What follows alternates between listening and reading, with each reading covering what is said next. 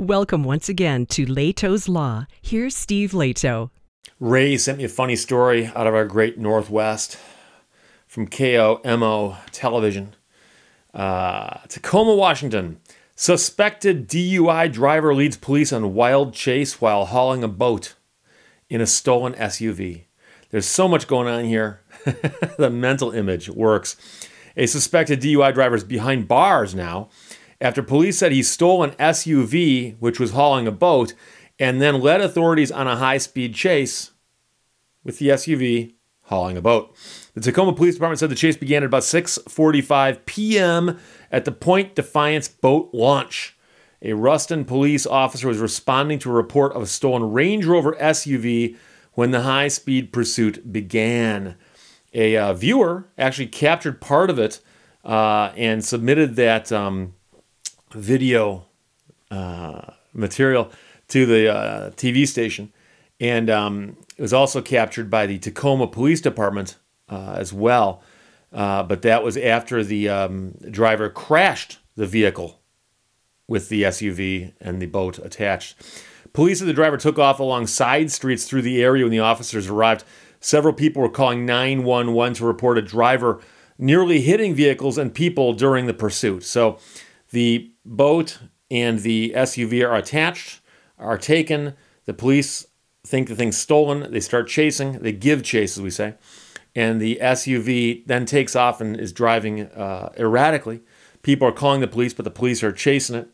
And, of course, it's all comical because there's a boat involved. It's kind of hard to pull off an escape while towing a boat. A Tacoma police officer found the stolen SUV in a parking lot on Ruston Way after the driver had struck two cars and nearly hit a pedestrian. Police said the driver continued to flee, with officers following closely behind.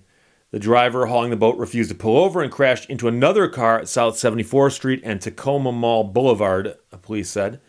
The SUV eventually wound up in a ditch, and the driver then fled, but was eventually caught by Tacoma police officers.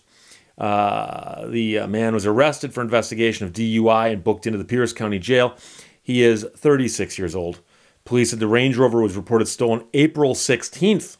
The vehicle's owner was alerted by authorities, but it's unclear who the boat belonged to. There were no serious injuries sustained in the high-speed chase. Officials closed the intersection for about 3 hours while investigating the crash.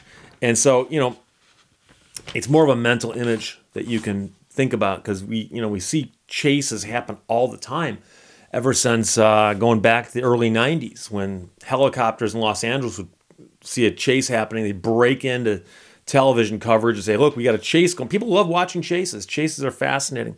Is the guy going to get away? Is anybody going to get hit? What's going to happen? And, of course, it's sad because quite often innocent people get involved by being hit or their cars get hit. Damage happens. This SUV is being abused and it's not even, owned by the guy who's doing it. And then, of course, they catch the guy and on top of everything else, it's a DUI charge. So that can get ugly as far as that goes. But this reminded me of a story. And I have to tell you that this is one of those things you have to take my word on because I'm going to describe it to you and I'm going to just lay it out there as honestly as I can. But I was up north at a cabin, and the cabin was on a lake. And the cabin on the lake had beach frontage. And next to the beach frontage was a public beach. And at the public beach was a boat launch, a public boat launch. So during the day, you'd see people pull into the boat launch, unload a boat, park their car, boat would go off into the bay, and there'd be boats out in the bay. Very, very picturesque. Boats on this little bay, Lake Michigan. And what would often happen in the evening is the boats would then return, and there'd be a parade of people pulling their boats out in the evening because it's a public boat launch. And that would be the end of it. So in the morning, they go out. In the evening, they come back. And unfortunately, a lot of people drink too much when they're boating. And a lot of people also aren't as careful or as skillful at operating a boat as they are operating an automobile. You drive a car almost every single day. Many people do. But you drive your boat on the weekends and sometimes only a couple times a summer.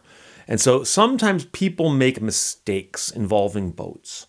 And I heard a series of noises one night that my brain immediately assembled into the correct picture, to the point where it reminded me of those old-time radio shows where the guys could actually recreate the sound of, footsteps coming down a hallway and a door opening, and suddenly an icicle fell and a woman shrieked and she dropped her xylophone or whatever. And those kinds of mental images that are being put together are often being done with words. But the mental image that I got that was so vivid was simply from a series of sounds I heard. So I'm sitting in the living room of this cabin, and the cabin is about 100 feet, maybe less, from the road. And the road leads away from the beach where the public boat launch is. And sitting there, and all of a sudden heard a grinding, scraping noise, wheels squealing, and then my brain knew exactly what it was. The sound of a fiberglass-hulled boat hitting pavement, grinding along the pavement, and then smashing into the trees. All in the space of 4 seconds, 5 seconds. And it's the evening. I think the TV may have even been on. And you hear this series of sounds, and it reminds you of the episode of Seinfeld, trying to describe and decipher the sounds on the tape recorder that was inside the briefcase that George left in the meeting. If you don't know what I'm talking about, don't bother. It's not that important if you don't know the story. But what's important here is there's a series of sounds, and what the sounds were was the trailer coming off the hitch. There were no safety chains. The trailer tongue hitting the road, and then grinding into the shoulder, and then the boat coming off the trailer and smashing into a series of trees down in a ditch. And the reason I know this with such certainty is I got up, walked outside, walked down the driveway, and that's what I saw. Trailer, boat, truck, and a couple drunken people looking at it, trying to figure out what happened. And there was no house on the other side. It was just a ditch with trees and stuff. And I walked out and I looked around and said, "Everybody okay?" And a drunk guy looks at me and goes, "Oh, yeah." And I can't remember, but there's another person there. I don't remember if it was another guy or a woman. I think it was a woman, but I don't quote me on that one. But I said, is everything okay? And the guy I said, "Are you okay?" And the guy goes, And then the guy pulls out a cell phone and starts making phone calls. Now, the interesting thing is that this was so far outside of town that the odds of a police car showing up to investigate on its own are pretty slim. And there's so few houses in the area. Unless someone called the cops weren't going to show up. But I remember looking, going, everything, sure. Guy turns, starts making phone calls. Like, he doesn't want my help. And I don't blame him. I didn't want to help him anyways. But the next morning, I remember getting up and walking down the driveway about 6 or 7 o'clock in the morning.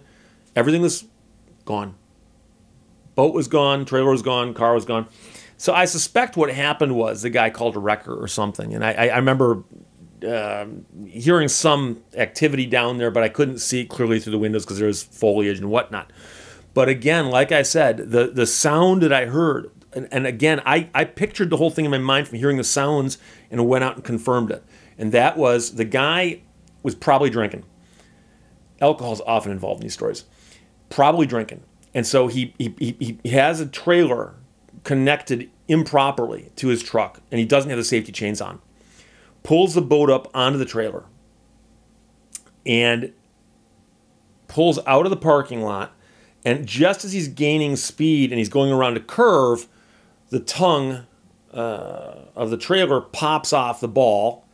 And because there's no safety chains, it keeps going this way while the truck's going that way because there's a curve there. And when it jammed into something, the boat then launched off the trailer into the ditch. And so the first sound we heard was the sound of the trailer thunk, with a very metallic clanging or clunking sound, hitting the ground, and then it jammed into the shoulder and came to a sudden stop. And then the boat went off the side, and the boat was down in the ditch. And so, you know, I used to drive a tow truck. I can tell you that when you encounter a weird situation like that, is a little bit of trying to figure this puzzle out. How are we going to fix this? And I admit I didn't see how they fixed it. But again, because the guy was drunk and making phone calls and nobody got hurt, I decided not to insert myself into that brouhaha. I figured I'd leave that up to those guys. And they got the boat out of there. So, something, no harm, no foul. Although I suspect there's harm to the boat. So there you go. But again, the original story, suspected DUI driver leads police on a wild chase while hauling a boat in a stolen SUV. And Ray, who sent me the story, said, by the way, Steve, just some rough thumbnail sketching. It's about 10 miles from where the boat was first spotted to where it was recovered. So about 10 miles of a chase, but there may have been more depending on what track they took. So there you go, Ray. Thanks for the story. Questions or comments, put them below. Otherwise, I'll talk to you later. Bye-bye. Thank you for watching Lehto's Law. The road to success is always under construction.